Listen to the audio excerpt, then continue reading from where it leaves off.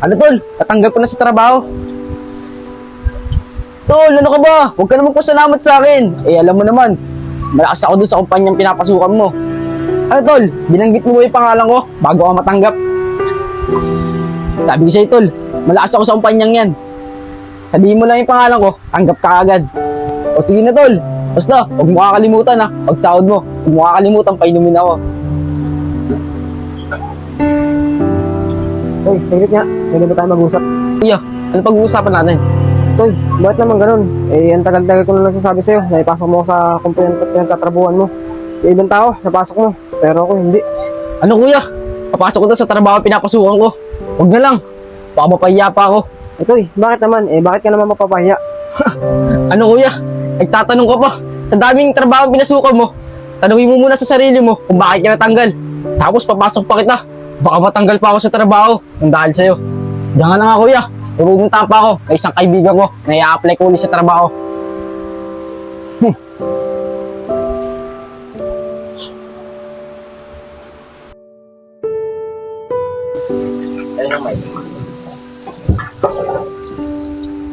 Oh, Makoy. Kumusta? Yung in-apply mong trabaho, ano, tinanggap ka ba? Ate, hindi nga po eh. Hindi ako po natanggap. Hindi ko nga po alam kung bakit eh. Sige, Makoy. Tiyaga-tiyaga lang. Papasaan din at makakakuha ka rin ng trabaho. Toy, o nga pala, ba't tong kuya mo, hindi mo ipasok sa kumpanya pinagtatrabaho mo para magkaroon ng trabaho to? Ano tay? Papasok ko yan si kuya sa trabaho. Baka madamay pa ako dyan. Patanggal pa ako sa trabaho. Toy, bakit naman nasasabi mo sa kuya mo yan? Dapat nga tinutulungan mo to dahil kuya mo to. Sana ipasok mo siya sa pinagtatrabaho mo. O ibang tao nga, natutulungan mo, may pasok mo doon sa pinagtatrabaho mo. Tapos kuya mo, hindi mo may pasok. Tay, kaya nyo na po si Totoy. Hindi nyo na po siyang pansinin. Hindi, Makoy. Ayaw mo ako. Pagsasabihan ko yung kapatid mo. Hindi po tay, huwag nyo na po siyang pansinin. Huwag nyo na po siyang pagalitan. Mag-apply lang po ako ng ibang trabaho. Baka sa pagkakataon na to, natanggap na po ako. O sige, akong bahala. Apply nga muna ako. Sige po tay.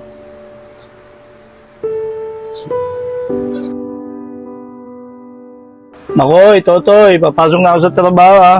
Tay, may pera po ba dyan? Pupunta po ang crossing eh. May ina-applyan po ang trabaho doon eh. Kailangan po ng pamasahe.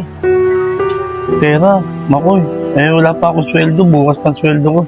Oh, ay si Totoy oh. Bagong sweldo. May pera oh. Sa kanya ka na manghiram muna. Tay, ayaw ko po magsabi sa kanya. Baka mamaya po, pahiya lang ako. Sige, Makoy. Ako na magsasabi kay Totoy. Napairaming ka muna niya ng pamasahe.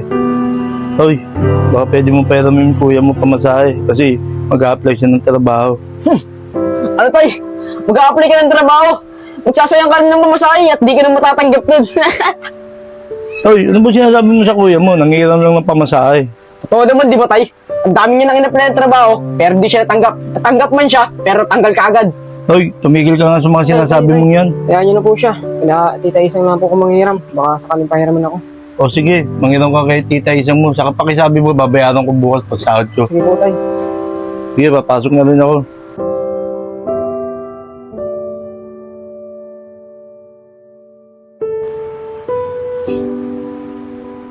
Toy, teka lang nga. Pwede ba tayo mag-kausap? O, ikaw pala kuya. Ano pag-uusapan natin? Kasi gusto ko naman naman kung bakit galit na galit ka sa akin. Kung bakit hindi mo mapasok sa trabaho mo. Yung ibang tao, papasok ka. Ano kuya? Gusto mo malaman kung bakit?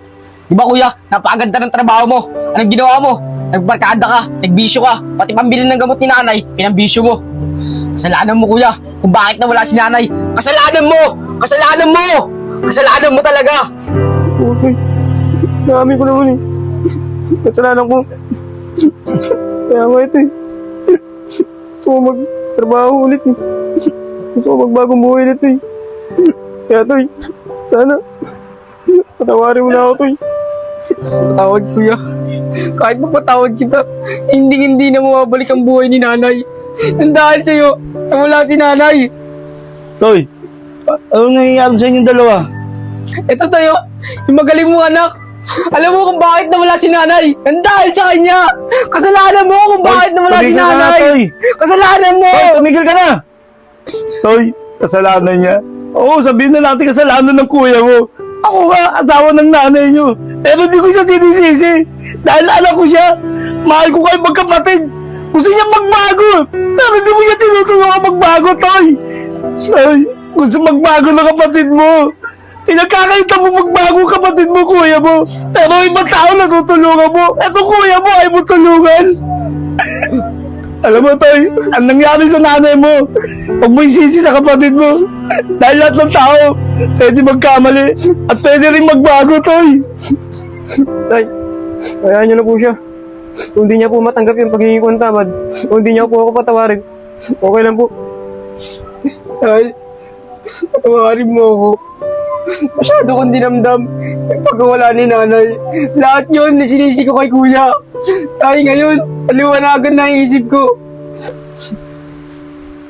Kuya, patawarin mo ako. Bakit lahat sinisi ko sa'yo? Bakit nawala si nanay? Kuya, sana mapatawad po ako.